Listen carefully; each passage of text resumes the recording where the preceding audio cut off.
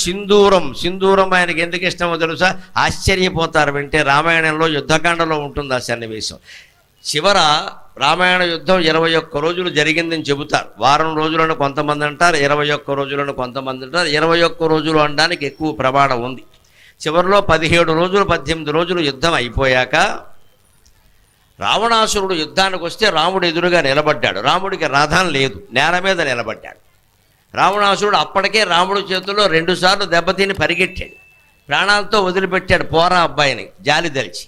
వాడు వచ్చి మళ్ళీ ఏమంటాడంటే పౌరుషానికి, రథం కూడా లేదయా, నీతో యుద్ధం చేయాలంటే నాకు అవమానంగా ఉందన్నాడు. చేయడానికి చేతకాక మాట్లాడే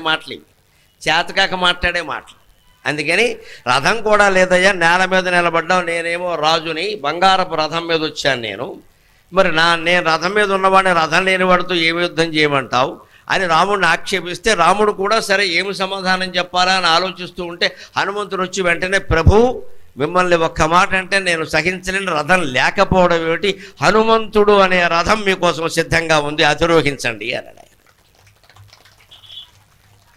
అది హనుమంతుడు. అప్పటి నుంచి మనకి వెంకటేశ్వర స్వామికి చేసే సేవలో కూడా బ్రహ్మోత్సవాల్లో వాహనాల్లో హనుమద్వాహనం కూడా ఒక వాహనం అయింది.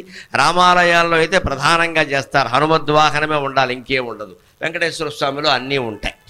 అందుకని హనుమంతుడిని వాహనంగా చేసుకుని హనుమంతుడి భుజాల మీద ఎక్కి కూర్చున్నాడు రాముడు. అప్పుడు హనుమంతుడు ఇలా రాముడిని పట్టుకుని వేయండి బాణాలన్నాడు.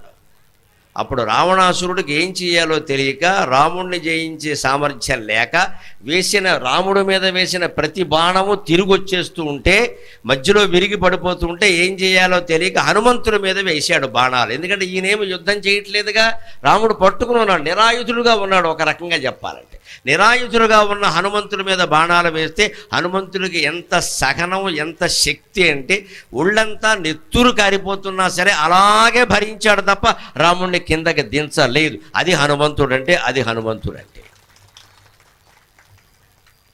ఆ నెత్తురు రంగే ఈ సింధూర వర్ణం. అందుకని సింధూర వర్ణం అంటే నాకు బాగా ఇష్టం అన్నాడు. ఇప్పుడు మన సింధూరం హనుమంతుడికి మెత్తేసి, మన ఒంటి నిండా మెత్తేసుకోవడం కాదు, దేశం కోసం ధర్మం కోసం నెత్తురు గార్చడానికి నువ్వు సిద్ధంగా ఉన్నావా, అప్పుడు నువ్వు హనుమంతుడు భక్తి కింద లెక్క, నువ్వు హనుమద్భక్తుడి కింద లెక్క. పోనీ రాముడు రాజయ్యాక ఓ మంత్రి పదవేనా ఇవ్వలేదు, ఏమీ లేదు, తిరిగి కిష్కిందకి వెళ్ళిపోయాడు సుగ్రీవుడి దగ్గర. అదే మంత్రి, అదే జీతం. ఆయన రాముడికి మంత్రి గారు, సుగ్రీవుడికి మంత్రి, వెళ్ళిపోయాడు వెంటనే. రాముడు పరిపాలన చేస్తుంటే ఇక్కడ కూర్చోలేదు, నేను అంత గొప్పవాడిని అంటూ కూర్చోలేదు, వెంటనే వెళ్ళిపోయాడు.